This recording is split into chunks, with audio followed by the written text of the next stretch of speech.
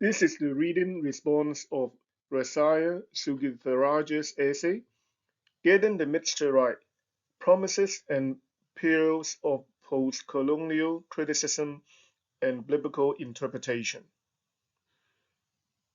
Sugirtharajah is the preeminent scholar that introduced postcolonial criticism to biblical studies. In the opening paragraph, he outlines four main issues that he would address. First, establish a case for the relevance of postcolonialism in the 21st century.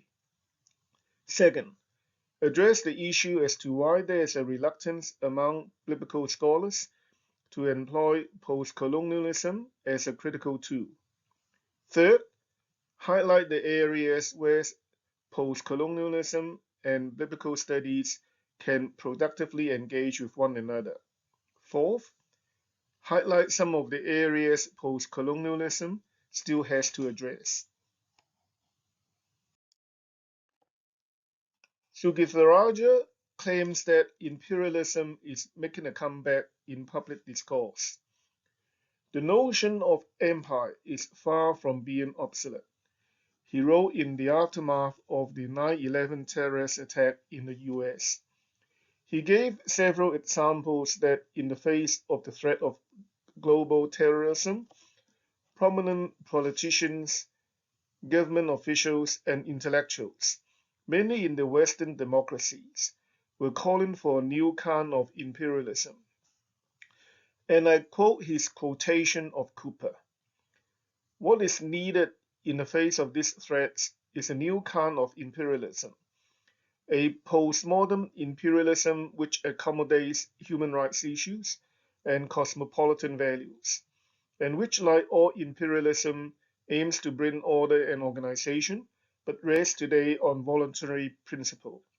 End of quote. There is a new imperial renaissance, especially in the conservative right-wing media, and a tendency to rewrite history and make empire an acceptable beast, a lovable rogue. According to these commentators, the benefits that the empire bestows on its subjects outweigh its nasty side. Examples cited include education, democracy, transport, investment, free trade, etc. Sugirtharajah concedes there may be some truth in all these. He makes an important point that all these attempts to rewrite history is due to the failure to acknowledge the basic presupposition of all empires, whether Romans or British, is of superior race ruling over inferior ones. He then rightly insists that in the face of this new imperial renaissance, where new colonial relationships are being forged increasingly between the colonizers and the former colonies, there is an important role for post-colonialism to analyze and resist any selective reading of history and romanticization of the past. Although post-colonialism has made a considerable impact, it has not penetrated deeply into the mainstream biblical scholarship, and there are several reasons for that. Number one, post-colonialism is seen as an unhealthy political and ideological intrusion to mainstream biblical scholarship. Number two, the dividends among biblical scholars to make the work relevant to contemporary situation. Sugirtharajah offers the example of the Jesus Seminar to support his argument. Number three, there's a general fatigue among scholars with regard to theory. There's a sense of exhaustion about just simply too much theory chasing, and a suspicion that these theories will add nothing to what's already in the text. Turning now to the Asian theological scenes, post-colonialism has not fared well in the Third World, and there are several contributing factors to this failure. Number one, most Asian theological colleges are freestanding institutions with no connection to other secular and liberal departments.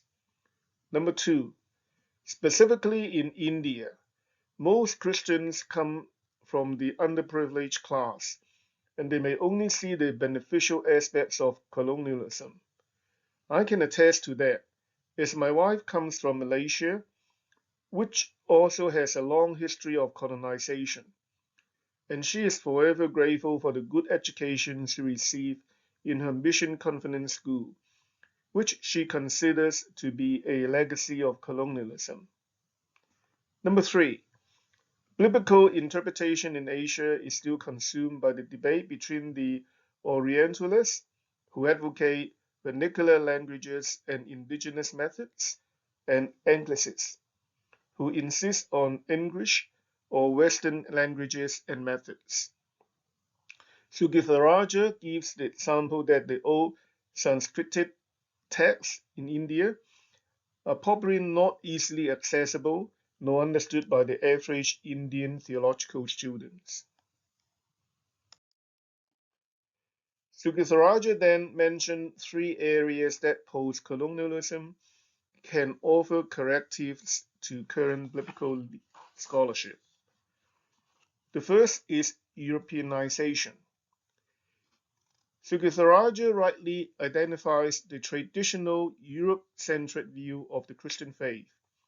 He provides supporting examples, including the history of missionary activities, which primarily focused on Europe and European activities until recently, and also the characterization of Paul in scholarship, at least culturally, as an European. Number 2, racialization. Sugirtharajah contends certain biblical scholarship is constrained by the philosophies of Hegel, Heidegger, and Romanticism. The current scholarship remains racialized, not necessarily because of the intent, but because of the influence of the intellectual resources. He mentioned, for instance, the studies of Galilee and the conclusion of the current scholarship that it was a non-Jewish region and home of a non-Jewish Jesus, as evidence of the influence of racial ideologies. The third reason is the negation of the other. Sugirtharajah argues that there is a tendency among biblical scholars to either discard or diminish African and Asian presence in the biblical text, although there are some notable exceptions, and he quoted Marcus Borg's work as an example. Biblical scholars generally ignore any influence that could have originated outside Hebraic or Hellenistic thinking. Although Sugirtharajah's argument may seem a bit false and his examples can be disputed, I think his conclusion that post-colonial concept of hybridity will help to introduce a more diverse, and one might add healthy, perspective to current debate is fundamentally sound. In this last section, Sugirtharajah mentions 2 concerns of post-colonialism. The first is accessibility. Despite the valiant efforts of many, including Sugirtharajah, post-colonialism has yet to reach the level that it ought to reach, that is, the people. Number 2 is the reluctance of post-colonial critics to discuss the question of other religions. This reluctance to discuss religion not only widens the gap between theory and religion, but has also failed to assess the sociological, political, and communal functions these non-Christian religions have in post-colonial societies. Then, in lieu of a conclusion, Sugirtharajah leaves us with a hermeneutical conundrum.